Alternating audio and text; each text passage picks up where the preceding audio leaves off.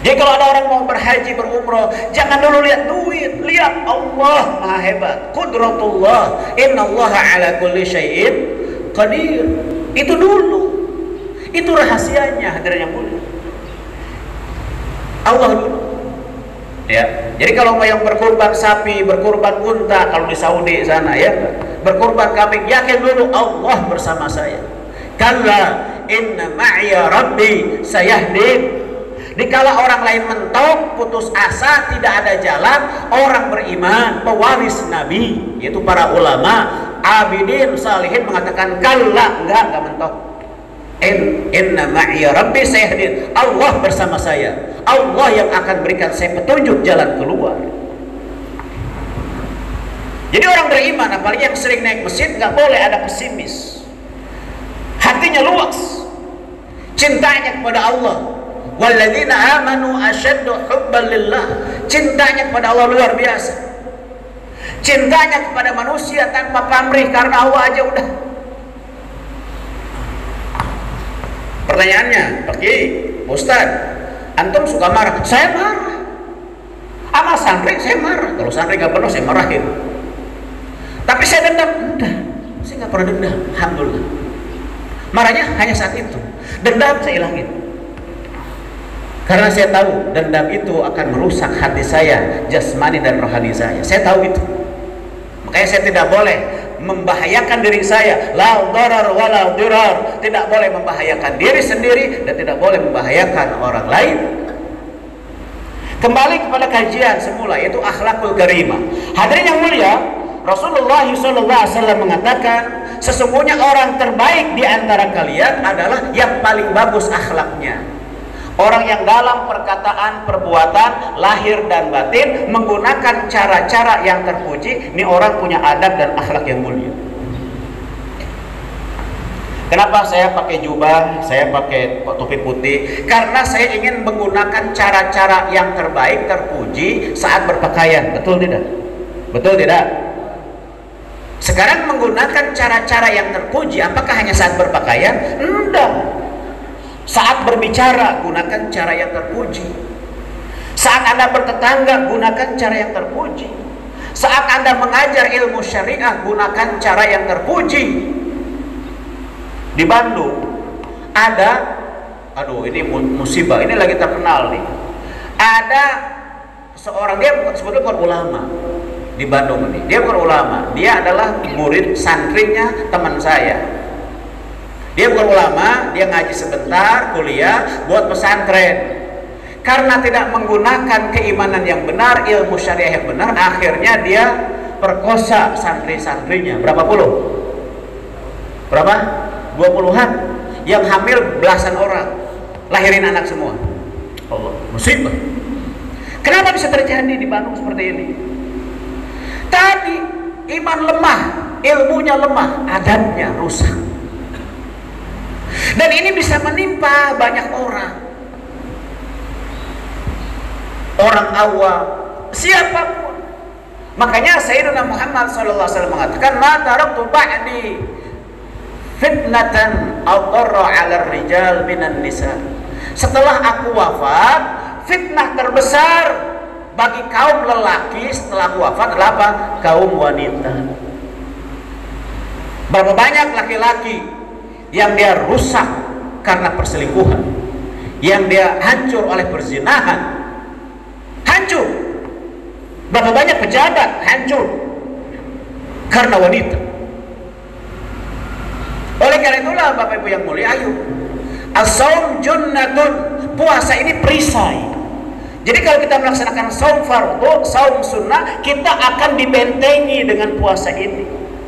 Faman lam yastati' fa alaihi bis-shaum fa innahu lahu wija. Kalau ada pemuda yang belum punya ba'ah, belum punya kemampuan untuk menikah karena belum bisa ngasih mahar, belum bisa ngasih mas kawin, belum bisa ngasih perumahan walaupun kontrak, maka kata Nabi, puasa.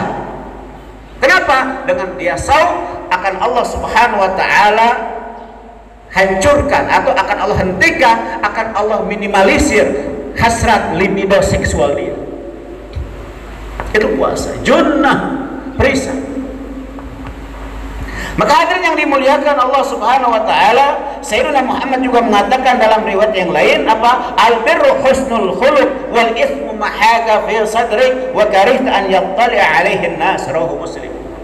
Rasulullah sallallahu alaihi wasallam bersabda, segala bentuk kebaikan itu adalah bagusnya akhlak.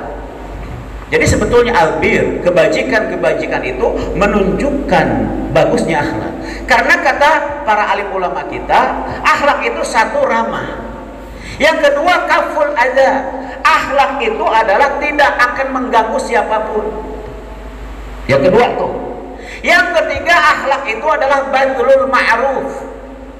Mengerahkan seluruh potensi yang kita miliki, diri, harta, ilmu untuk kebaikan bagi orang lain. Itu akhlak. Maka orang yang berakhlak kelihatan satu ramah. Yang kedua dia tidak akan pernah mengganggu, merugikan siapapun.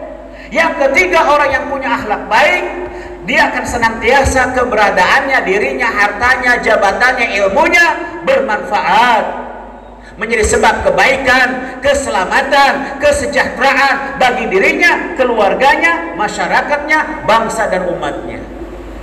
Siap semua memiliki akhlak yang baik? Siap tidak? Ayo, di suasana lebaran Ketopat ini kita bentuk satu suasana akhlakul karimah. Ada keramahan di antara kita. Tidak boleh di antara kita saling mengganggu, saling menggibah, haram. Saling menzalimi haram. Fala tadzalamu. Jangan kalian saling menganiaya di antara kalian. Tidak mau bertegur sapa dengan tetangganya, tidak boleh. Di suasana lebaran Ketopat ini yuk tegur sapa lagi. Ya. Yang masih punya sisa-sisa kezaliman, dosa kepada saudara tetangganya, minta maaf. Yang punya hak-hak belum ditunaikan, tunaikan haknya atau minta penundaan sampai dia mampu bayar hak tersebut. Begitu aja, hadirin. Yang masih punya hutang kepada Allah, bayarkan. Yang hutang puasa Ramadan, bayarkan di bulan ini. Yang masih punya hutang sholat, dulu pernah meninggalkan sholat wajib, bayarkan. Yang dulu pernah hutang zakat, tahun anu tidak bayar zakat, bayarkan. Gunakan cara-cara yang mulia, baik itu kepada Allah Ta'ala, kepada Sayyiduna Muhammad SAW, dan kepada seluruh manusia. Bahkan dalam Al-Quran, la yanhakumullahu 'anil ladzina lam yuqatilukum fid din wa lam yukhrijukum min diyarikum an tabarruhum wa tuqsitu ilaihim innallaha yuhibbul muqsitin.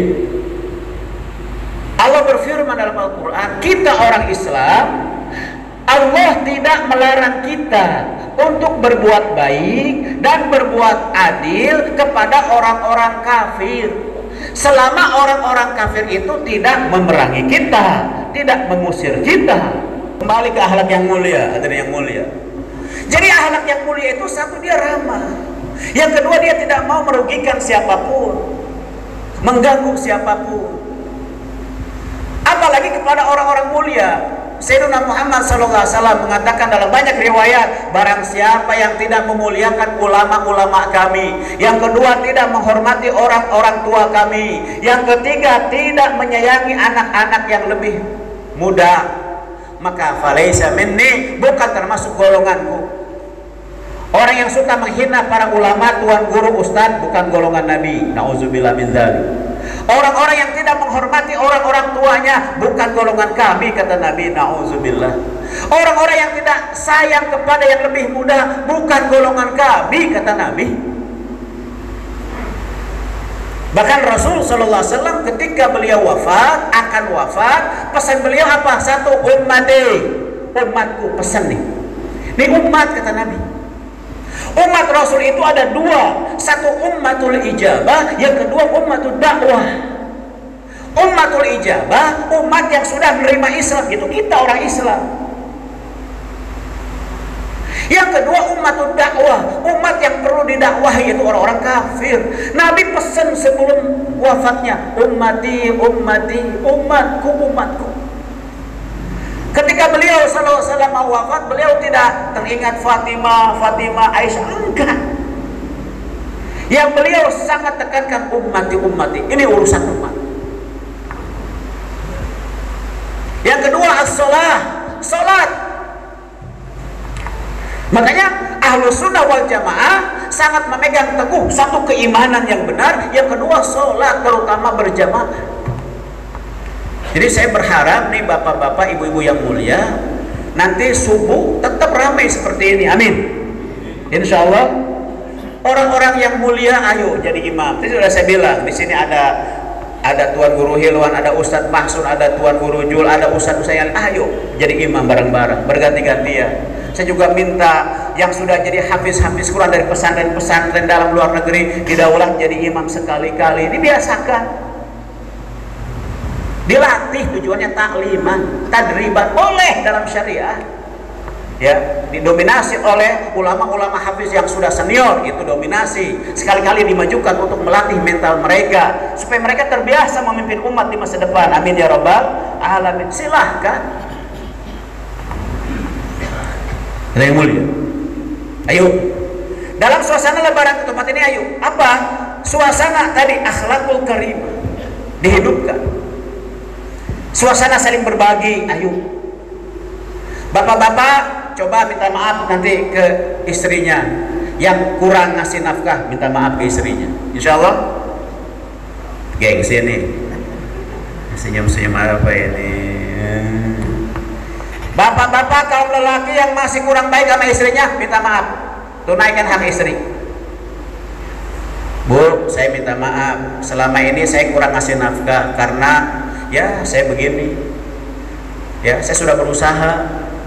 Nggak apa-apa ibunya, baik Pak, saya maafkan. Begitu, maafin. Ibu-ibu wajib minta maaf kepada suami karena suka membantah, suka menyela, suka tidak taat, bahkan kadang suka marahin suami. Lau amartu ahadan an yasjuda li ahadin la amartu nisa an tasjud amama ba'liha. Seandainya aku boleh menyuruh seseorang bersujud kepada selain Allah, aku pasti suruh wanita-wanita bersujud di depan suaminya. Karena begitu besar hak suami. Ayo minta maaf. Orang tua yang kurang memperhatikan anak-anaknya dalam pendidikan agama, dalam nafkah dan sebagainya, minta maaf ke anak. Perbaiki setelah itu hubungan yang baik dengan anak-anaknya. Gimana, siap diamalkan insyaallah? Ayo. Kita yang masih dengar azan, masih kadang-kadang berleha-leha dengan urusan dunia kita, minta ampun ke Allah, minta maaf ke Allah. Datang ke masjid berjamaah, kecuali yang punya uzur syar'i itu hal yang berbeda. Apa uzur syar'i macam-macam, nanti dalam kitab fikih di sini tuan guru dan sebagainya, silakan tanya ke mereka. Saya tidak mau jelaskan di sini. Ya urusan fikih biarlah di sini, lebih ngerti fikih dari saya. Tanyain pada tuan-tuan guru sini, ustaz-ustaz. Apa itu uzur syar'i tidak berjamaah? Bapak Ibu yang mulia, maka Sayyidina Muhammad mengatakan, ya, al-birru husnul khuluq. Ya. Kebajikan itu adalah baiknya akhlak. Sebab orang yang dia berbuat baik, dia pasti punya akhlak yang mulia. Ada pertanyaan, Kiai, kenapa ya ada preman-preman tapi dia suka berbuat kebajikan? Berarti apa? Walaupun dia preman, dia masih ada punya khoslah, punya bagian-bagian akhlak yang mulia. Hanya akhlak yang mulianya kalah oleh premanismenya, betul tidak?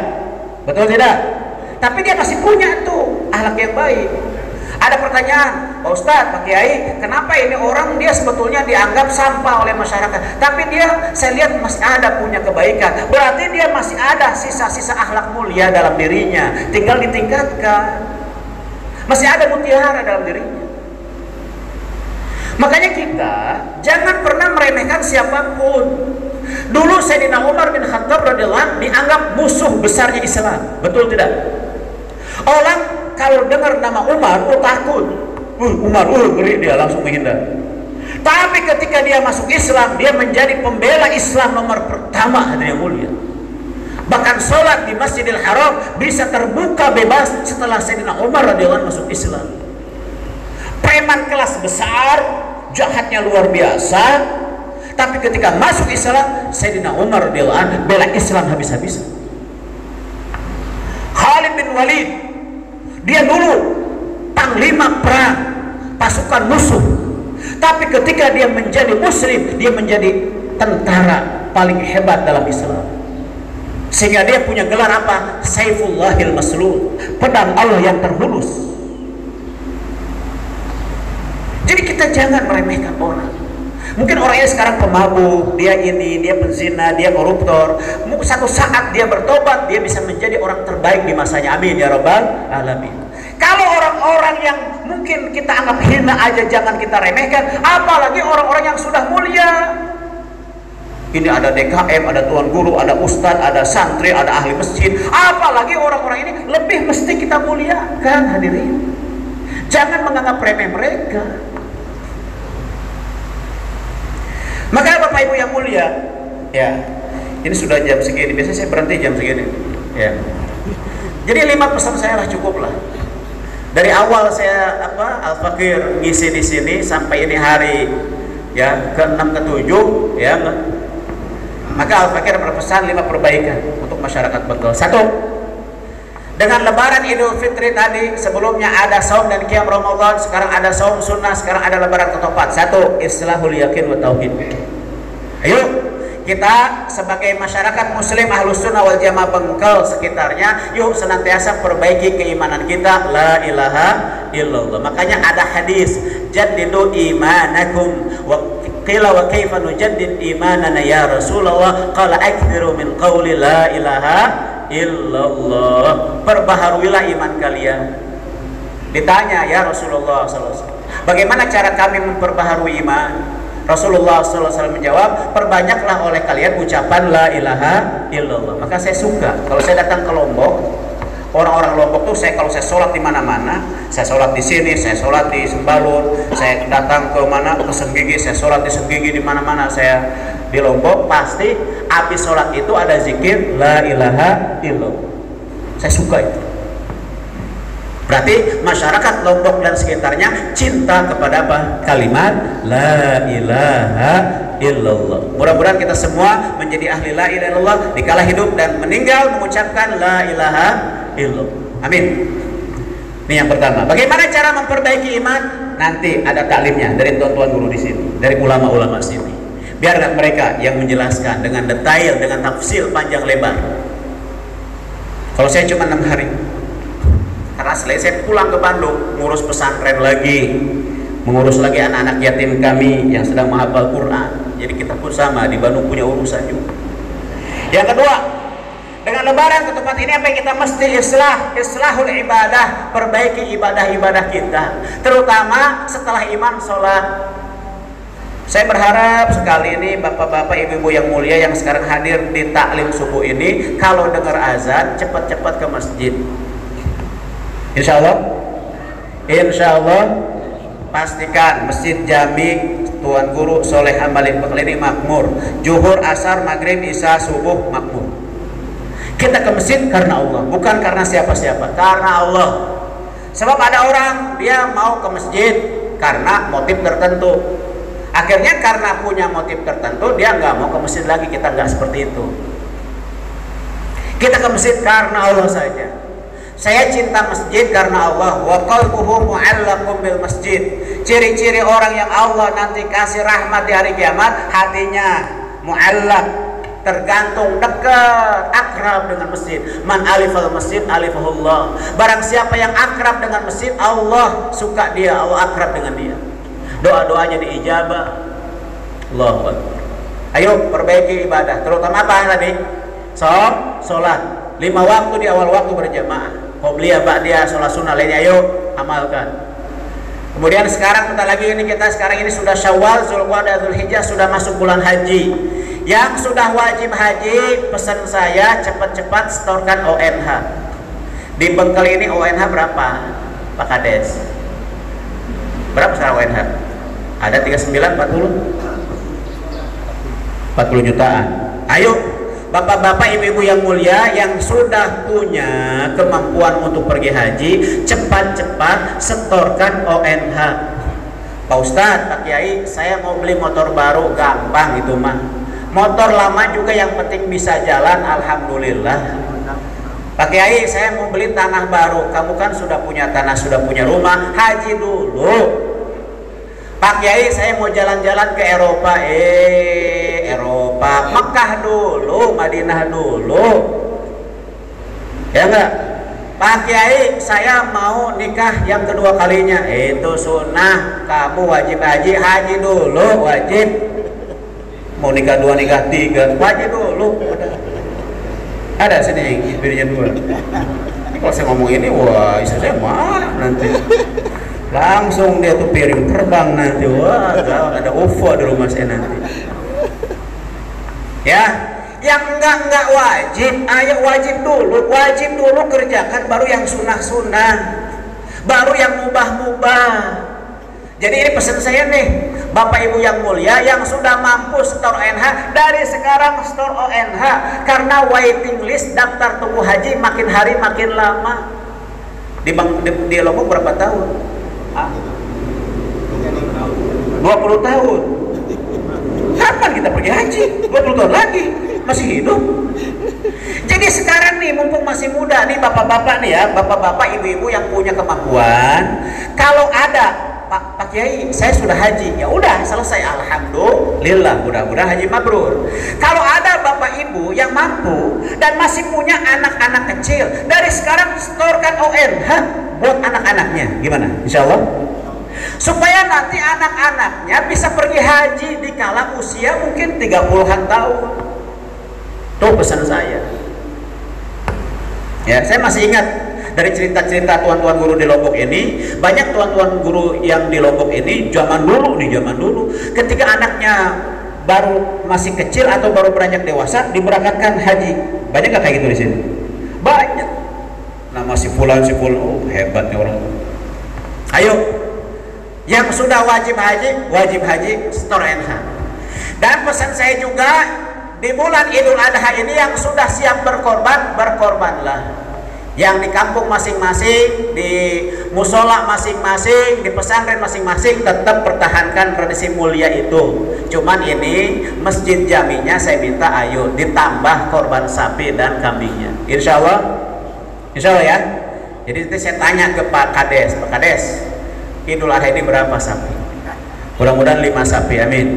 Kalau bisa lebih dari itu, amin. Ya Robbal Alamin. Ya. Yang berikutnya, apalagi? Ya, cintai Al-Quran dan ahli Quran. Ibadah itu penting. Siapa ahli Quran? Ulama dan hafiz Quran, para ustadz, para mubaligh. Cintai mereka karena Allah. Cintai para santri karena Allah. Ya. Yang ketiga, islahul muamalah, perbaiki hubungan muamalah, terutama dalam bab ekonomi.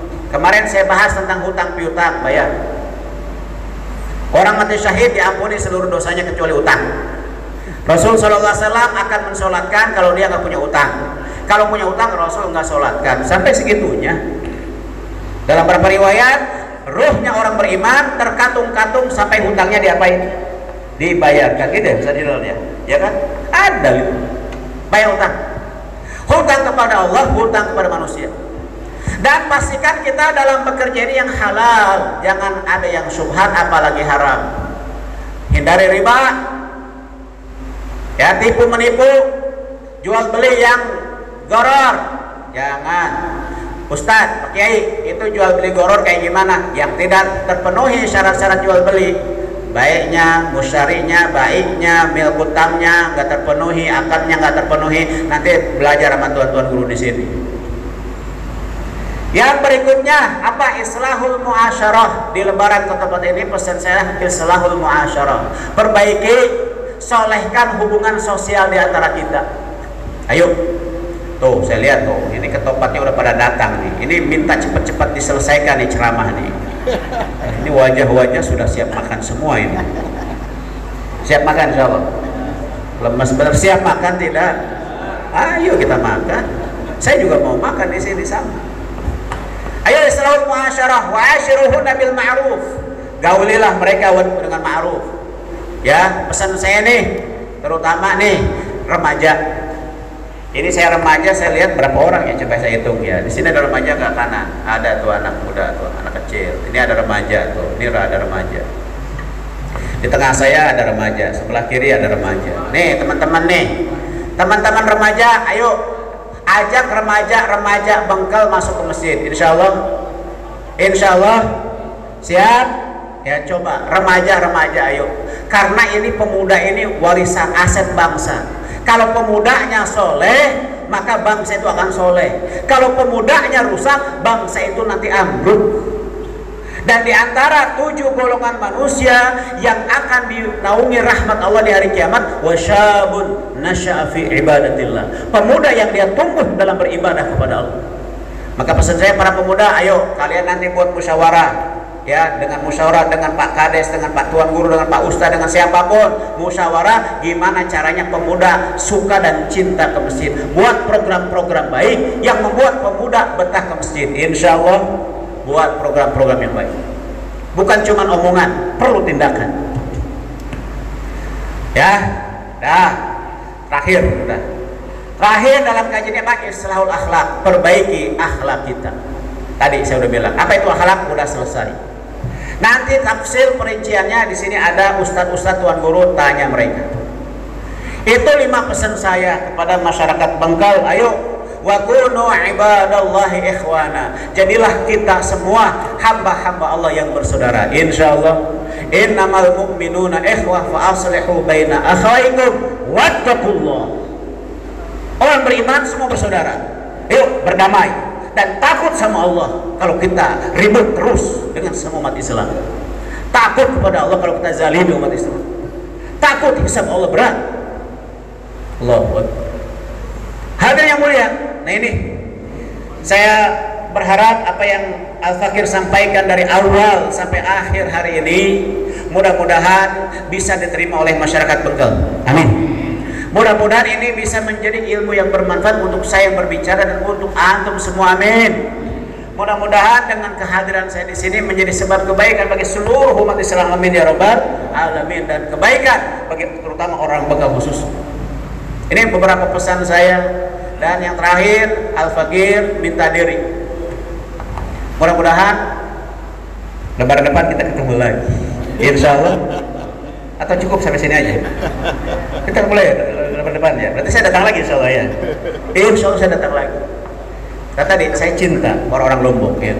Karena Allah, saya tidak ada punya niatan apapun di sini. Mau jadi tuan guru, mau jadi kiai, nggak ada niat saya. Saya datang murni silaturahim. Ya, udah itu aja. Terakhir, cukup itu. Jadi yang terakhir saya meminta maaf ya kepada Bapak Ibu yang mulia apabila dalam penyampaian Al-Fakir ada yang kurang berkenan. Ya, ada kata-kata saya mungkin dianggap kasar. Maklum, saya kan orang Sunda. Ya kan? Jadi orang Sunda kadang-kadang ada sedikit beda sama orang Sasak. Ya. Kalau saya bilang mahadaman di sini berembe kan gitu ya. Ya kan? Ya, saya tahu tuh bahasa-bahasa Jerman tuh berembe, pelecing, berluk, itu saya tahu. Ya kan? Ada sedikit tahu lah ya. Baik Bapak Ibu yang mulia, jadi saya mohon maaf apabila ada kata-kata Al-Fakir yang kurang berkenan, kurang sopan, kurang masuk di hati, ya saya minta maaf dari hati yang paling